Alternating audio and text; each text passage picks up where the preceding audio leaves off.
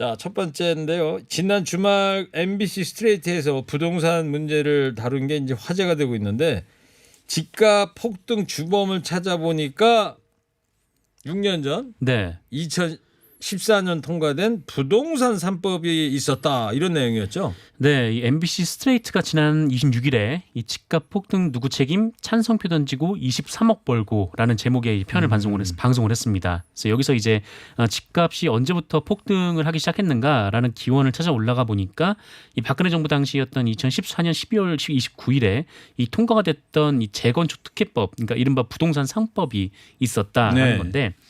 참고로 이제 부동산 3법이라고 하면 이 민간 주택의 분양가 상한제를 폐지한 것, 그리고 이 재건축 초과이익 환수 법안의 적용을 3년간 유예해 주는 것, 네. 그리고 이 재건축 조합원들이 분양을 받으면 그 원래 한 채를 받을 수가 있었는데 네. 최대 3채까지 분양을 받을 수 있도록 한 것, 야. 네, 등이었습니다. 그래요. 네, 그래서 여기서 당시 이제 더불어민주당 일부 의원들이 반대를 했는데 찬성했던 의원들이 많아서 일단 이 법이 통과가 됐고 이후로 이제 집값이 당시 이제 더불어민주당 의원들의 반대 토론처럼 들썩들썩거리다가 이제 올라가기 시작했다라는 건데요. 네. 이에 찬성했던 의원들 일부가 이 법안 통과 이후 뭐 엄청난 혜택을 누렸다라는 것이 MBC 보도의 요지였습니다. 이때가 박근혜 전 대통령 재임 시절 아닙니까? 2014년이죠. 네네. 예. 이때 최경환 경제부총리가 뭐 빚내서 집 사라 뭐 이런 얘기도 할 때였다는 거 아니에요? 네, 그렇죠. 네. 근데 이때 찬성표를 던진 의원들이 결과적으로 이제 큰 돈을 벌었다 이런 내용인데요.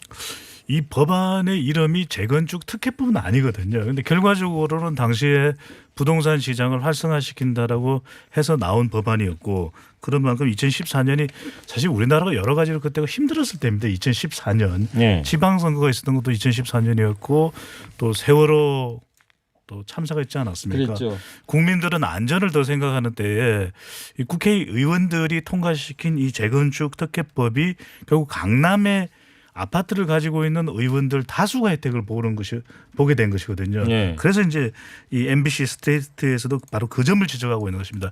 이 국민들은 부동산 투기를 건절해야 된다라고 이야기를 하고 있는 상황에서 어떻게 이 당시 이제 또 여당이면 이제 새누리당이 되는데 새누리당이 이제 여야 모두 이제 책임이 있겠지만 특히 여당에서는 부동산 대책 마련을 해야 되는 거 아니겠습니까? 예. 그럼에도 불구하고 강남에 이 집을 가지고 있었던 의원의 경우에는 상당한 특혜를 받다. 그래서 이 강남 주택 가진 의원들에 대해서 그 문제를 적용하기 위해서 이제 MBC 스트레이트에서 조명을 한 것인데 오히려 이 법안을 통해서 가장 큰 혜택을 본 것이 국회의원이 아니냐. 그래서 이제 문제가 제기되는 것이죠. 네.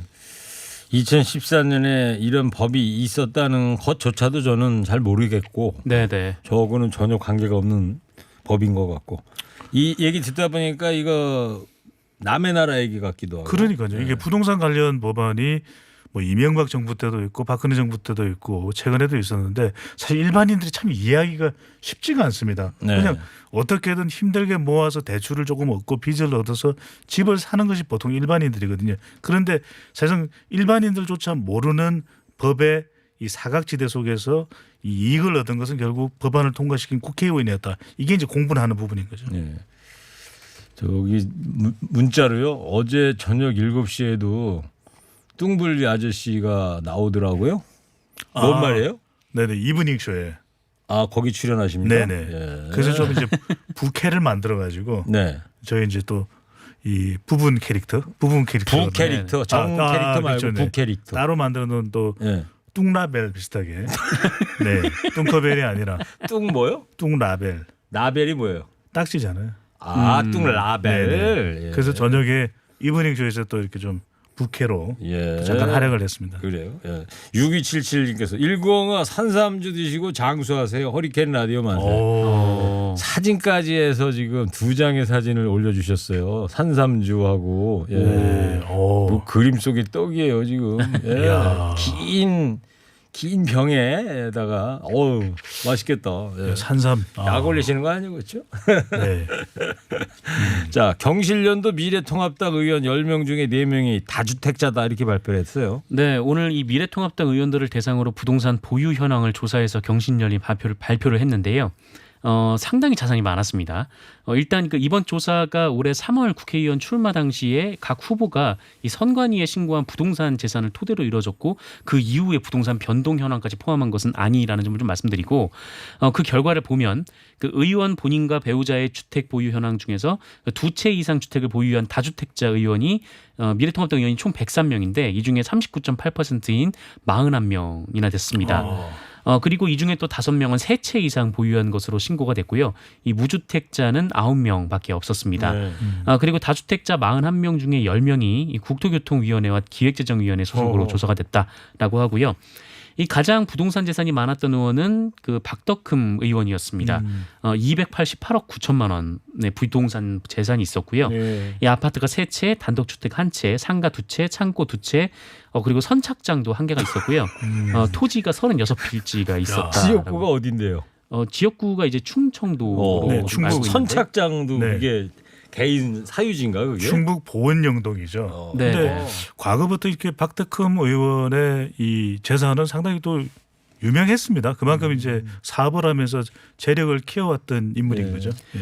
네, 그리고 이제 백종원 의원이 뒤를 이어서 170억, 김은혜 의원이 168억 등등으로 쭉 이어졌는데 평균적으로 부동산 자산이 20억 8천만 원으로 나왔고 이는 더불어민주당 의원 그 1인당 평균 부동산 재산이 9억 8천만 원의 한 2배 수준으로 나타났습니다. 계속 남의 나라 얘기만 하시네 정상근 기자님. 네, 그렇죠. 네, 이 어쨌든 뭐 국회의원들의 이 평균 재산이 이 서민들과는 뭐 크게 차이가 나는 것과는 사실인 것 같습니다. 그러니까 서민에서의 다주택자 비율보다도 전체 인구에서의 다주택자 비율보다도 국회의원의 다주택자 비율이 더 높다는 겁니다. 그러니까 오히려 아까도 이제 이 부동산 재건축 특혜 법안들 말씀드렸는데 참 일반인들이 이걸 해보려고 해도 그러니까 미천이 없으면 해볼 수가 없는 그렇죠. 것이거든요. 그런데 이 조합원들 같은 경우에는 재건축하면서 주택을 3개나 주는 것도 가능했었고 초과 이익 한수도 3년 유예가 되고 이걸 일반인들이 어떻게 알겠습니까? 아니 근데 재건축을 하면 집 한 채 나오는 거 아니에요?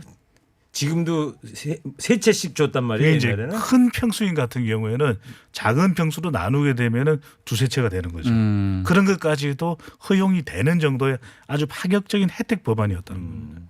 그 청와대 비서진도 논란이 됐던데요. 최근에 다주택자 비서관 3명이 교체됐죠. 예, 청와대에서도 부동산 관련해서 아주 단호한 조치를 취하고 있습니다.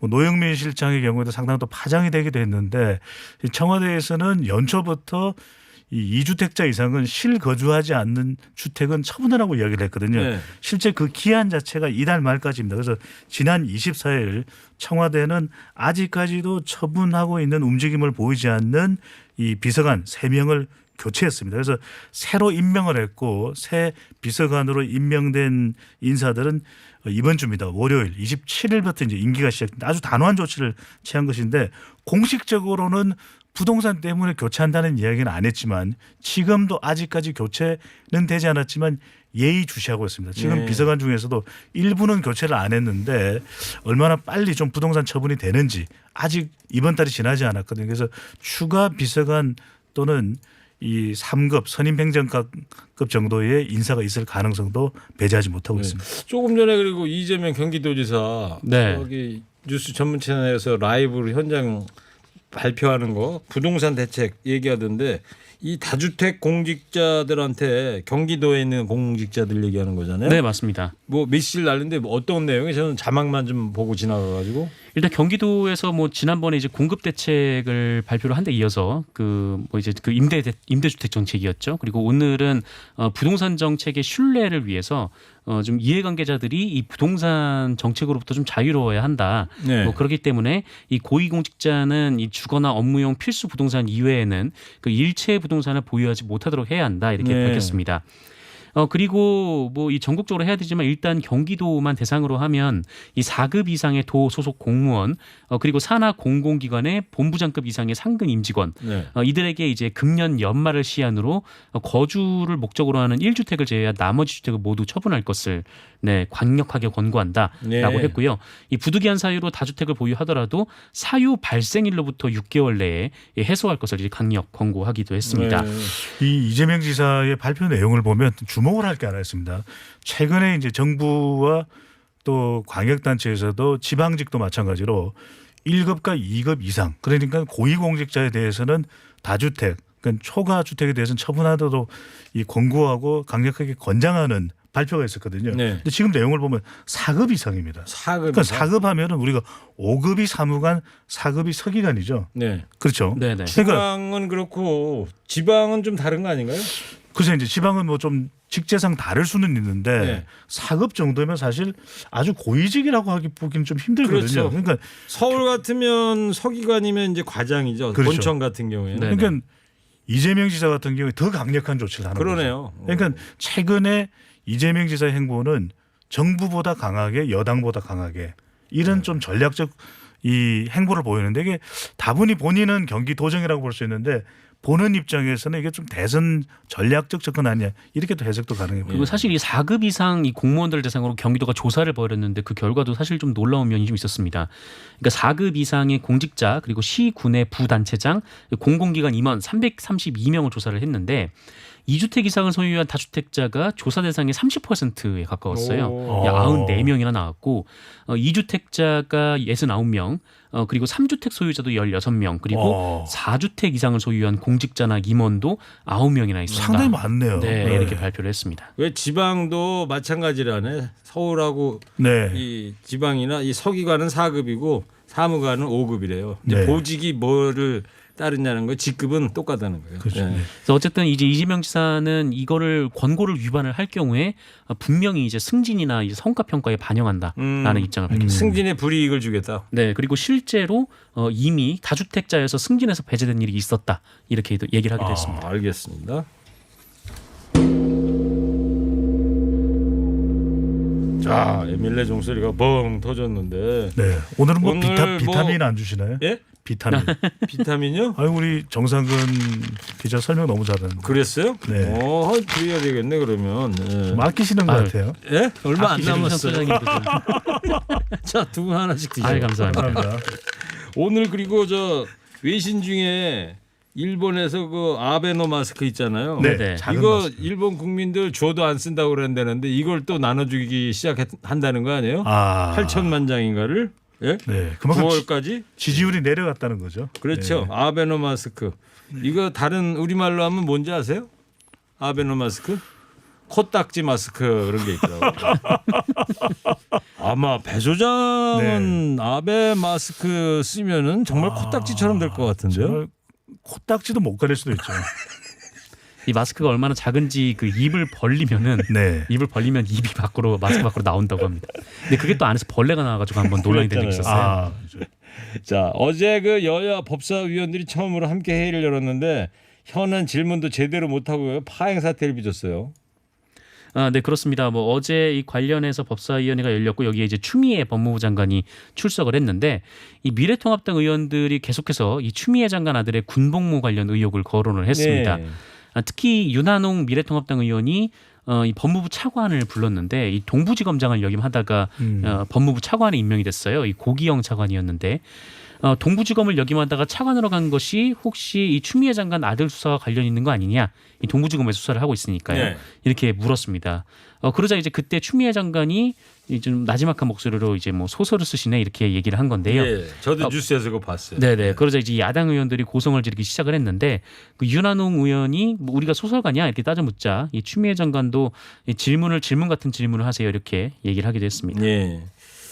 여야 의원끼리 뭐 고성도 막 나오고 그러더라고요. 시끌벅적했습니다. 네. 앞서 정상 기자가 설명한 대로 미래통합당 윤한홍 의원의 질문 때 이제 빚어진 일이거든요. 그러다 보니까 윤한홍 의원을 비롯해서 장제원, 김도읍, 미래통합당 여기 이제 전주의 의원까지 가서 해서 추미애 장관의 이 답변 태도는 심각한 문제다. 사과 없이는 법사위를 제대로 진행할 수 없다. 심지어는 이 미래통합당 일각에서는 그렇기 때문에 우리가 법제사법위원장 하고 싶다고 했지 않느냐 이 문제까지 나오면서 상당히 이 시끄러운 상황이 전개됐는데 여기에 대해서 이제 김남국 더불어민주당 의원은 질문다운 질문을 해야 되는 것이라며 또 공방을 했는데 김남국 의원의 경우에는 왜 장관의 아들 문제를 이야기하느냐 어제는 이 검찰 개혁 관련된 내용들 그리고 지금 현재 수사되고 있는 뭐 검언유착 이런 내용들이 있는데 왜 그 질문을 아들을 해서 이렇게 질문다운 질문이 안 되냐 이러면서 여야 간의 고성 공방이 이어졌습니다. 그리고 여당 당정 이 추진 중 임대차 3법이 어제 법사에 상정되지 않았어요? 네, 그렇습니다. 이 세입자 보호에 초점을 맞춘 이 임대차 3법이 어제 국회 법제사법위원회에 상정이 됐는데 핵심 내용은 이 전월세로 2년을 산 뒤에 세입자가 원할 경우에는 2년을 더 살 수 있다라는 내용입니다. 네. 그리고 만약에 전세값을 올리더라도 이 기존 계약금의 5%를 넘지 못하도록 한 건데 네. 이거 매우 중요합니다. 매우 5%, 중요해요? 네, 5%? 밑줄. 5% 굉장히 중요하고요. 밑줄 쳐야 돼요? 네. 네, 네. 별 몇 개 달아요? 5%니까 5개. 네. 내가 그렇게 얘기할 줄 알았어. 네, 네, 그렇습니다. 50개 달면 안 돼요? 50개 달면 50개 달죠 뭐. 네. 네. 네, 비타민도 주셨는데. 5%에 5%니까 0.05개라고. 너무 따지지 마시고. 네네. 5% 중요하다. 예. 5% 중요합니다. 그리고 이 지방자치단체가 원하면 그 5%보다 더 낮출 수도 있다라고 합니다. 네. 그리고 이 현재 이 전월세 계약을 갱신하는 계약서를 썼다라고 하더라도 이 만기가 되기 전에 임대차 3법이 시행이 되면 소급해서 적용받을 수가 있고요. 네. 다만 집주인이 좀 전월세를 났던 집에 좀 들어가서 살아야 될 그런 경우도 있지 않습니까? 이 경우에는 이 세입자의 계약 갱신 청구권을 거부할 수가 있다라고 합니다. 네. 아마 다음 달 4일쯤에 이 통과가 될 것으로 예상이 되고 다음 달 있습니다. 4일, 8월 4일. 네네, 다음 주 화요일이네요. 그러면. 그렇습니다. 네. 알겠습니다. 네, 오늘은 에밀레 종 소리가 뚱 소리가 나네요. 네, 뚱. 네. 뚱크벨 뚱블리. 네. 통합당은 박지원 국정원장 후보자 임명을 중단하라 이렇게 요구를 하고 있어요. 청문회 이후에 이제 미래통합당에 주장한 내용인데 이 박지원 국정원장 후보자가 학적에 대한 소명도 미흡했다. 그리고 학교에 가서 자료를 요청하라 이런 태도도 잘못된 것이고 대북 송금 합의안과 관련해서도 본인은 뭐 서명은 안 했다고 하지만 이 해명도 불충분하다. 그렇기 때문에 이 도저히 국민들이 고급 정보를 다루는 국정원장으로서의 자격이 없다고 판단할 가능성이 높다고 하면서 이 후보자 임명을 중단하라고 요구를 했습니다. 그 주호영 원내대표가 말이에요. 이면 합의서라는 거 사본을 보여주고 추궁하지 않았어요? 네, 어제 이제 주호영 의원이 제기했던 의혹이었는데 이면 합의서가 있었고 여기서 이제 그 30억 달러를 북한에 주기로 했다. 네. 그리고 이제 2000년에 남북 정상회담을 했다라는 그런 내용입니다. 30억이 달러면 얼마죠? 우리나라 돈으로 한 3조에서 3조. 4조 정도 네. 되겠죠. 네. 네. 하여튼 뭐 그 정도의 금액이면 상당히 큰 금액인데 그러니까 이 돈을 2000년 6.15 정상회담 할 때 이랬다는 네, 얘기죠? 그러니까 박지원 당시 문화부 장관이 북한의 특사로 파견을 가서 이 남북 정상회담을 이끌어냈는데 그때 이제 이런 이면 합의를 했다라면서 이제 합의서를 얘기를 했던 거죠. 그래서 예. 이 박지원 후보 측이 이걸 보고 뭐 서명은 박지원 후보의 서명이 맞는데 이거 좀 처음 보는 거다, 이 조작됐다 이렇게 얘기를 하기도 했습니다. 그래서 내 사인은 맞는데 난 처음 본다 저러면서 네, 그렇습니다. 그래서 이제 주호영 의원이 대체 이 문서를 어디서 났는가 뭐 이런 좀 얘기들이 많이 나왔는데 이 주호영 원내대표 측은 이 남북 정상회담 그 전에 이런 합의를 했고 이 전직 공무원이 본인에게 제보를 했다라고 밝혔습니다. 민주당은 어때요? 어제 하여튼 끝났죠. 이제 네. 청문회 끝났는데 국정원장 후보자. 민주당은 임명에 뭐 큰 문제가 없다는 입장입니다. 왜냐하면 미래통합당에서 제기했던 뭐 학적 부분에 대해서는 학교에서 이미 학력과 또 졸업 또 편입한 부분에 대해서 인정을 한 부분이다. 예. 뭐 학교에서 결정하는 것이기 때문에 문제가 없다. 또 하나 이제 대북 송금 합의안 이면 합의안 정상 기자가 설명했지만 이 부분에 대해서도 공식적이거나 확인된 문건이 아니다. 그렇기 때문에 박지원 후보자의 경우에는 이 2000년 또 김대중 정부 때 햇볕 정책을 주도해왔던 인사였고 지금 꼬인 남북 관계를 돌파할 수 있는 적임자다. 이렇게 평가를 하면서 임명에 문제가 없다. 네. 이런 의견을 밝혔습니다. 그러면은 뭐 여당 단독 처리 가능성도 있겠네요. 네, 뭐 오늘 오후에 국회 정보위원회가 다시 열리는데 이때 더불어민주당이 이제 단독 처리할 가능성이 굉장히 좀 높습니다. 네. 근데 민주당에서는 뭐 지금까지 이 문서가 실제 존재를 하고 있었다면은 지금까지 정권이 몇 번이나 바뀌었는데 이 문서가 지금까지 안 나왔을 리가 있느냐라고 네. 좀 얘기를 하면서 누가 이제 어떤 목적으로 이런 문서를 만들었느냐라는 점으로 좀 초점을 지금 맞추고 있는데 뭐 이런 좀 상황이 있다 보니까 아무래도 더불어민주당에서는 뭐 적격 그 판정을 내리고 처리를 할 것으로 보입니다. 네. 알겠습니다.